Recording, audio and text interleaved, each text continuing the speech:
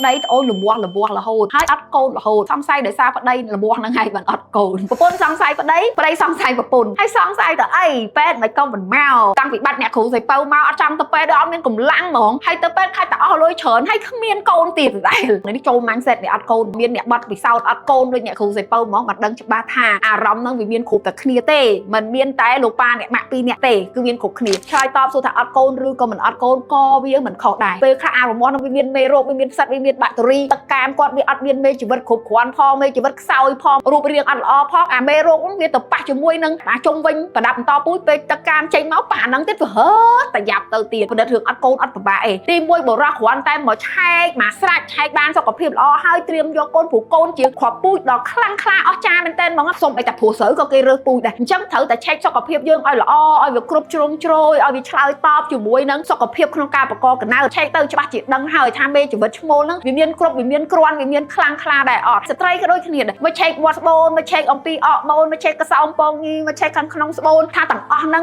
វារៀបរយរួចរាល់សម្រាប់ការទៅបកកកំណើតនៅអត់ពិបាកទេបើបងប្អូនអត់ព្រមមកវានៅតែនឹងអត់មានណាគេហ្នឹងទៅយកពេទ្យទៅដាក់ផ្ទះបងប្អូនអត់បានទេគឺបងប្អូនទៅពេទ្យដើម្បីឆែកឲ្យត្រៀមខ្លួននៅក្នុងការយកកូនទៅដឹងតែមានកូនហើយមានកូនស្អាតកូនឆ្លាតកូនសុខភាពល្អទៀតពួកខ្ញុំក៏បាត់ពិសោធន៍ mindset អត់កូន5ឆ្នាំហើយឈឺចាប់ដូចបងប្អូនអរគ្នាឆ្ងល់ដូចបងប្អូនអរគ្នាដែរដល់តែពេលឥឡូវ3ឆ្នាំកូន3ចាប់ហេះដឹងតែមានកូនទៀតហើយពិតប្រាកដអូខេឃើញវីដេអូនេះហើយចាប់ដៃគ្នាមកពេទ្យទៅកុំទៅឆ្ងល់ទៀតណា